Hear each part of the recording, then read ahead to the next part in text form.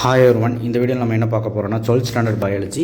இந்த வீடியோ பார்க்குறதுனால என்ன உதவி அப்படின்னா, ஒரு 5 மார்க், ஒரு 2 மார்க், ஒரு 3 மார்க் கன்ஃபார்மாக எழுத முடியும். நான் மேக்ஸ் சொன்னதும் அதே தான், ஃபிசிக்ஸில் சொன்னதும் அதே தான், கெமிஸ்ட்ரியில் சொன்னதும் அதே தான். இப்போ அதே தான் பயாலஜிக்கு சொல்கிறேன். என்னென்னா, இது ஜூன் கொஷின் பேப்பர். இதை பார்த்து படிச்சிக்கலாம், எல்லா கொஷினும் படிச்சிக்கலாம், செக் பண்ணுங்கள். இதில் எதுவுமே விடாத. ஏதோ ஒரு கொஷின் 5 மார்க்கு, 2 மார்க், 3 மார்க் வரதான் போகுது. ஃபிசிக்ஸ்லலாம் 3 கொஷின் வந்தது ஜூன்லேருந்து. மேக்ஸில் 2 கொஷின் வந்தது. கெமிஸ்ட்ரியில் ஒரு கொஷின் 5 மார்க், ஒரு கொஷின் 2 மார்க், 3 மார்க்கில் வந்தது. ஸோ அதனால் கண்டிப்பாக பயாலஜியுமே நாளைக்கு நம்ம எதிர்பார்க்கலாம். ஸோ இதில் ஒரு 10 மார்க் எடுக்க முடியும்னு நான் அசால்ட்டாக சொல்லுவேன்.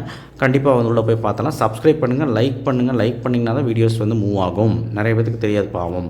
1 மார்க் வந்து புக் பேக் வந்து 7 வரைக்கும் கெட்டுறாங்க. 1, 2 தான் ட்விஸ்ட் பண்ணுறாங்க பாட்னி ஜுவாலஜியில். ஸோ என்ன சொல்கிறேன், வாட் இஸ் பேக் கிராஸ்? நான் என்ன சொன்னேன், ஃபஸ்ட் 2 லெசன் விடாதீங்கடா பாட்னியில் அப்படின்ட்டேன். வாட் இஸ் பேக் கிராஸுங்கிறது பாட்னியில் இருக்கிற அந்த 2வது லெசனில் டெஃபினிஷன்.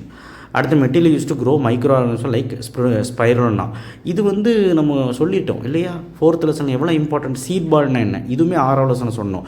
பார்த்தீங்களா? ஃபுட் செயின் வரைய சொல்லியிருக்காங்க. Hawk, plants, frog, snake, grasshopper. இது ஃபுட் செயின் வரைஞ்சிருவீங்கள்ல, டயக்ராமெல்லாம் போடணும் அவசியம் இல்லை. சும்மா நீங்கள் டப்பா போட்டு போட்டிங்கன்னா போதும். Define bio fertiliser,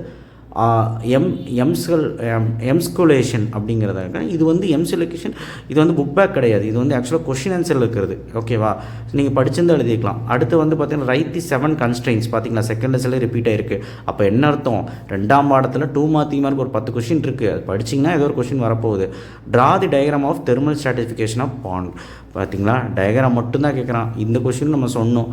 pyramid of energies always upright. இதெல்லாம் எவ்வளோ ஈஸி. 7வது லெசன். சிசிஎஸ் இதுவுமே இம்பார்ட்டன்ட். பிபிஆர் 322 உங்களுக்கு தெரியும். அடுத்து எண்டோஸ்போம், ஜீன் மேப்பிங். ஸோ ரெண்டுமே பார்த்தீங்கன்னா நாளைக்கு ஏதோ ஒன்று வரதான் போகுது. Plant tissue culture, king and queen of species. இது ரெண்டில் ஏதோ ஒன்று தான் வரப்போகுது. அடுத்தது பார்க்கலாம், நம்ம ஒன்று தான் எதிர்பார்க்க. ஜுவாலஜி 1 மார்க்கும் ஈஸியாக தான் இருக்குது. ஜுவாலஜியில் வந்து பார்த்தீங்கன்னா எப்படி கேட்டிருக்காங்க, distinguish seasonal breeders, continuous breeders புக்கின். ஸோ அடுத்து வந்து பார்த்திங்கன்னா what is Mayer Rokitansky syndrome. Initially, the technique was used to treatment women with block damage or absent fallopian tube. Today, it is used to treatment many causes of infertility. What is the name of this technique? பார்த்தீங்களா எப்படியெல்லாம் கேட்குறான்னு.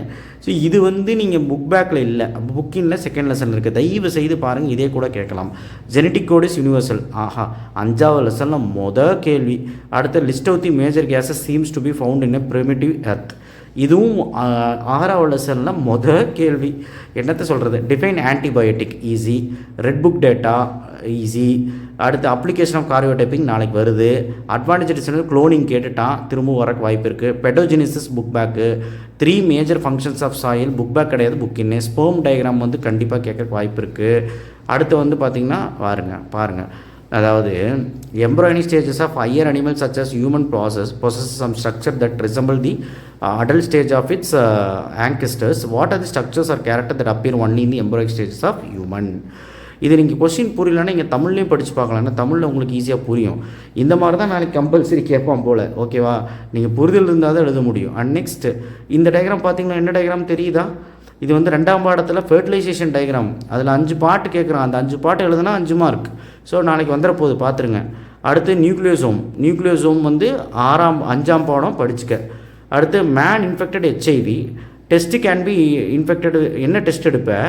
What advice you give to man to prevent HIV? சத்தியமாக சொல்லு. இது book பேக்கில் 7ஆம் பாடத்தில் இருக்க ஒரு 3 மார்க் எடுத்து 5 மார்க்கில் கேட்டிருக்காங்க. இது ஓனாக கூட எழுதலாம். வேஸ்ட் வாட்டர் ட்ரீட்மெண்ட் ஸ்டேஜஸ், அந்த டயக்ராம் பிளாக் டயக்ராம் போட்டு எழுத வேண்டியது தான்.